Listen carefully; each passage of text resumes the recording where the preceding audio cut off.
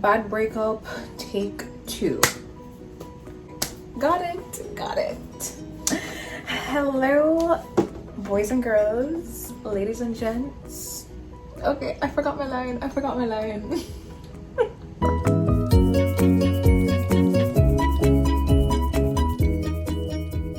Got it. Okay. Hello, boys and girls, ladies and gents, dudes and dudettes. Welcome. It's been a long time coming, and what can I say? I could actually say a lot, but I'm very famous for getting off topic, so I'm honestly going to jump right into it. Allow me to introduce myself. I'm Candice, also known as Candicle on all social platforms. With that said, you could go ahead and follow me on Instagram at Candicle, that's Kandicle.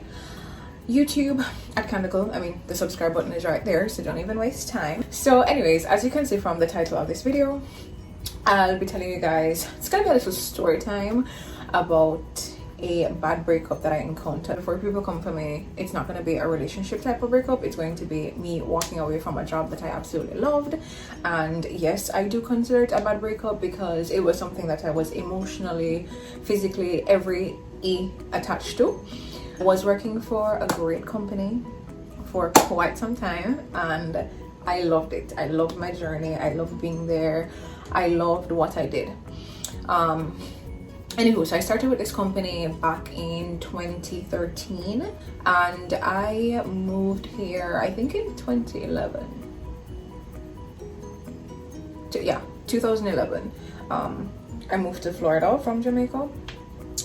And I mean, if I'm going to talk about why I was so emotionally attached to this job, it was pretty much the first steady job that I've had ever in life, and I met a lot of people. It happened at a time in my life that I was learning a lot about myself, and the environment was very homely. Like there were a lot of people there my age or in that age range, and we're all kind of like going through the same things. We were, still in school, still somewhat depending on our parents, but still, still at the same time making some extra coin for ourselves. And it was just a good time. Like, we were just like college kids, just, working a cute little retail job and getting some coin. And I think I just met a lot of people during that time that I will never forget. And a lot of the friendships that I've made, since I've moved here, came from working there. I was asked by the district manager to get into sales because, your girl got a little bit of selling skills. So yeah, they were just like, okay, you are a little bit too extra to just stand behind the cash registers and just like talk to these customers, so we kind of want you to do a little bit more. So of course I went to do that, and I don't want to say this like it was such an easy move for me to just like move from one thing to the other. I really didn't want to move to sales because sales was kind of aggressive, and I, being behind the registers, kind of saw how aggressive these girls would get. So I was just like, I don't really know if I wanted to sign up for that. But they promised me some extra coins, so I was like, if you insist. I did start out as a seasonal part-time cashier. Then I was hired as a part-time cashier. Then of course I started to get more hours. Then, like I said, I was asked to be sales, and I moved from being a sales associate, part-time sales, to being a full-time sales associate. And I kind of got to a point where I was at the highest level that I could be at before I was promoted to become a manager. So like the next level would have been a sales manager, right? I was ready for another move. I was ready. I was like putting myself out there, telling everyone, hey, I want to move up. Let me know what I have to do to like get a little promo, you know what I'm saying? And get some extra coin. I was just like coming into work, doing the same things, hearing the same things from managers. I don't want to say the advice they were giving me wasn't helpful to my growth, but it was just kind of like repetitive, and I felt like I wanted to do more. There was, and I have to choose my words carefully because I don't want to say anything to offend anyone, pero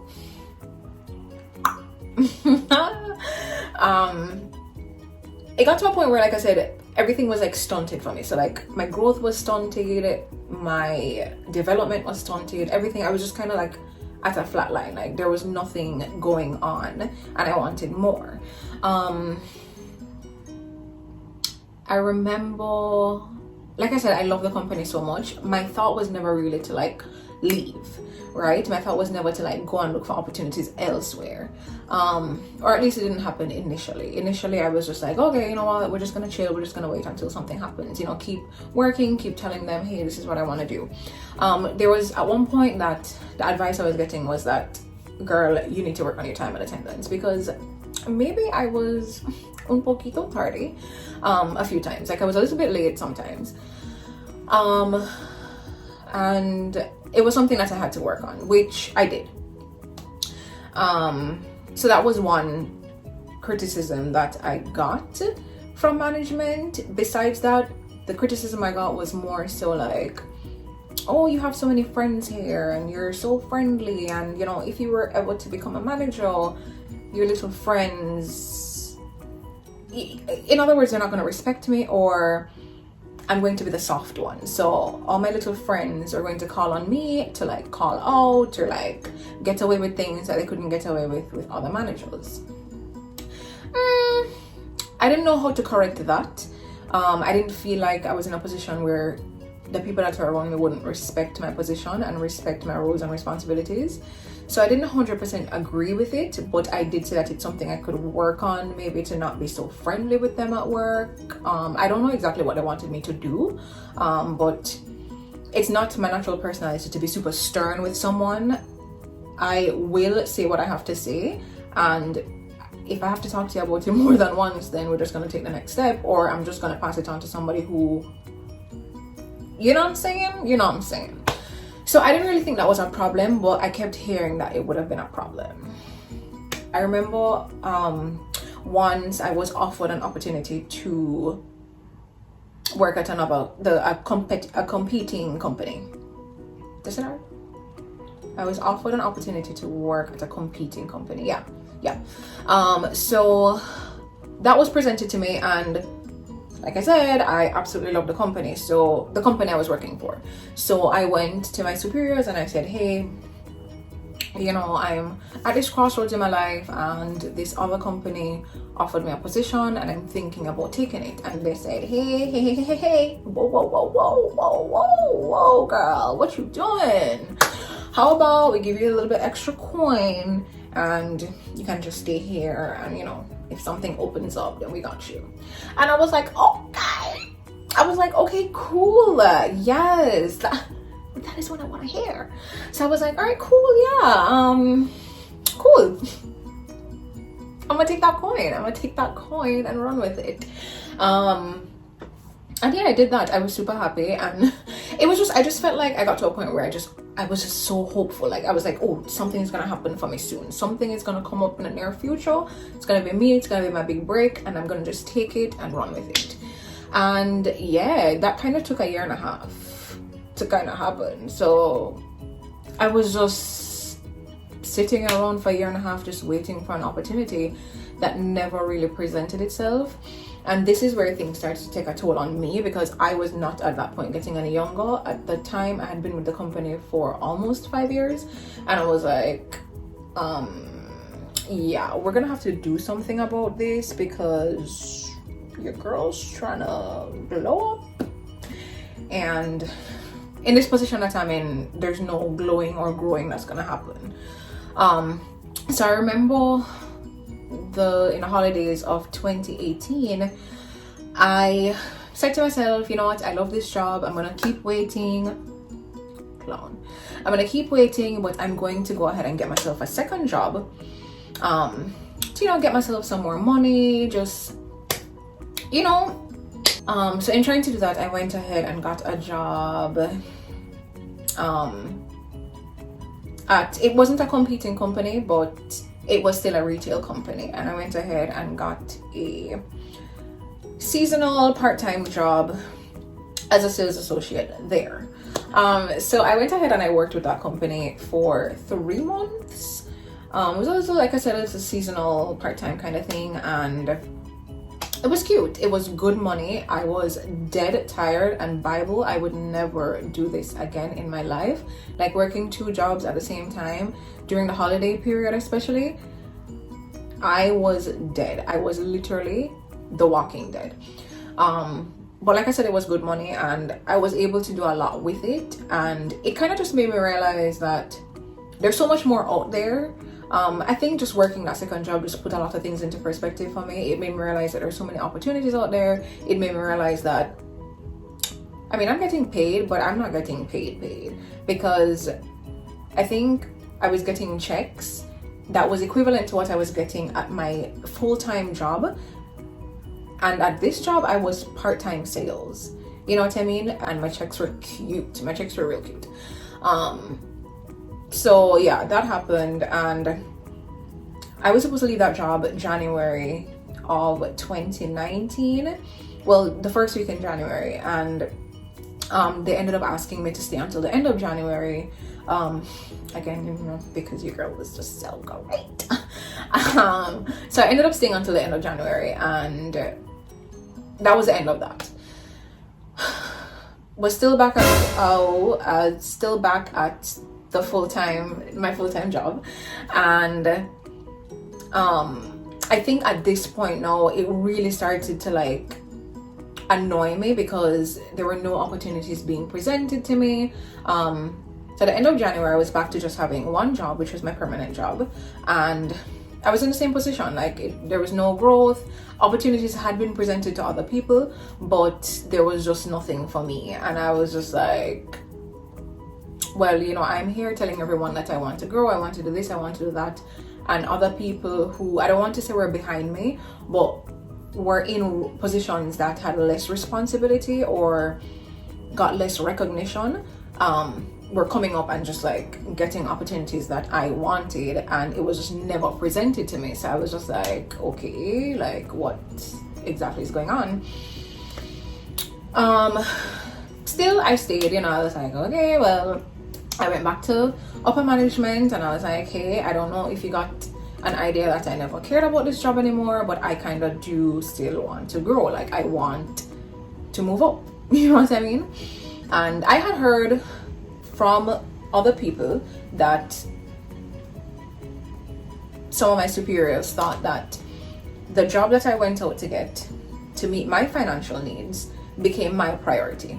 And for me, that really got under my skin, because at the time that I got that job, I was working on having perfect attendance at my permanent job, because I didn't want them to have that fuel to say, oh, no, she's always late, or no, she's always tired at this job because she's coming from that job. I always gave it my all. I gave it my 100% every time,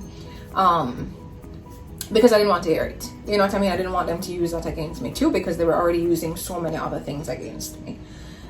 So perfect time and attendance, was showing up to work all the time, still managed to maintain good sales, and nothing. So I was just like, okay, like you guys are really pissing me off at this point, you know what I mean?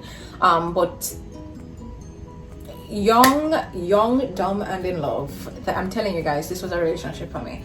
I loved the company so much that I was still willing to stay and just wait. I was willing to stay and just wait to see, maybe, you know, another opportunity will come and they won't give it to somebody else besides me. Waited and waited and waited, and at this point now we're heading to June of 2019, and the company that I had worked for seasonally the previous year called, and they were like, hey, we need management for another location. At this point, I'm like, wait, what? I was so confused, and the fact that I thought about not taking the job is what made me realize, like, okay, you are clearly insane. And it was just a lot for me. I didn't know what to do. I was so caught up in just wanting to be with this one company and wanting growth here and wanting what I want, that I almost walked out on an opportunity that was 2 times better than what I was in. So obviously I thought about it day and night, and I closed my eyes and said I have to take this opportunity. So I ended up taking the opportunity. While taking the opportunity, I said to myself, you know what, I'll be full-time working crazy hours at this job, but I loved the company so much that I was still willing to work 1 or 2 days out of the week. Because I'm working 5 days a week, you have 2 days left that you're off. I was willing to work 1 or 2 of these 2 days off at the other job that I loved. What the hell? I was so in love. I was like, I don't want to leave this company.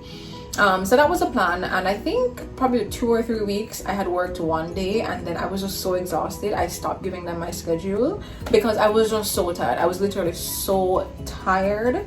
For one, it's a new environment. I'm learning new things, more hours, more responsibilities, more everything, and it was just so exhausting for me. And I had already been there working 2 jobs at the same time, and it was kind of felt like the same thing. Well, it was the same thing. And I made up my mind that, you know what, I have to say bye to one company. So in August of 2019, mind you, I had started working with the new company in June of 2019. So in August of 2019, I said to them officially, I was like, hey, I cannot do this anymore. I'm gonna go, you know.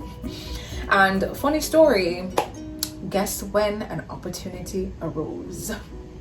I'll just leave you guys to guess. Actually, if you made it this far, please go ahead and subscribe to my channel. I would really appreciate it if we could have these story times a little bit more often. I'll wait.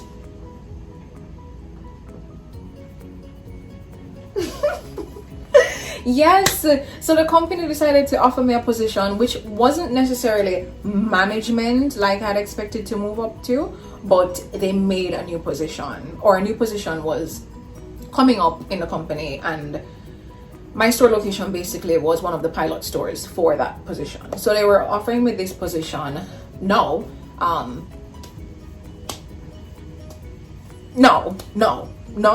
when I'm gonna leave. Like, I'm already full-time management working at a new company, and no.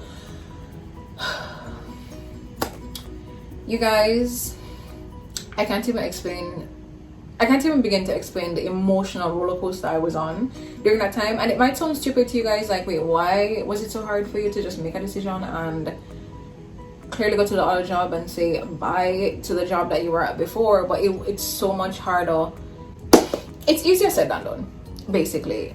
Like I said, I experienced a lot at that job. I met a lot of people. I was literally emotionally attached to this job. And I was just willing to stay there until something came up, not realizing that my growth was being stunted, not realizing that I'm getting older and no opportunities coming up, but, you know, a world of other people are getting opportunities. And it could have been, you know, I think to myself, like, had I taken the leap of faith and gone out to, you know, get growth somewhere else, probably I would have been in the position that I wanted to be in, at the job that I wanted to be in. Would have, you get what I'm saying, right? Because I don't even know what the hell I just said. But you know, everything happens for a reason. I remember I've never had acne in my life. I suffer from eczema, but that's about it. Eczema. I suffer from that, but that's about it. I've never had like bumps or, you know, breakouts and, you know, all of that. Never had it. And I would insert pictures, but I might save it for like I'll tell you guys that story another time. I pretty much had such bad acne. I literally looked like a Dalmatian. And only a few people have seen those pictures. It got so bad, and I promise you it was from the stress of making a decision to leave this company that I absolutely love so much. And obviously, like, working in a new environment, I was just super stressed over the whole thing. And I remember not being able to figure out what the hell it was, why I was breaking out so much. But looking back, and after leaving the company and just really starting like focusing on myself and like drinking your water and minding your business, my skin literally cleared up like there was no tomorrow. Like, it was just like cured. And yeah, that was, wait, yeah, I had to check my notes to make sure that I covered everything, but yeah, that was my journey. Do I have any regrets leaving the company officially? No. Do I miss everyone there? Absolutely. Do I still love the company? Absolutely. Do I think management could have taken care of things a little bit differently? Absolutely. I feel like when you are not a superior in a particular company, I feel like you don't really have the say. Like, I don't think I was in a position to say, well, this is what you're doing wrong and this is what you could change. It was just more like me. And I remember not agreeing with half the things they would say, but always telling myself, like, just tell them you agree, just be like, I could see where you would think that, so I'm gonna work on myself and I hope that you see a change. What can I say? Opportunity came up and I took it, and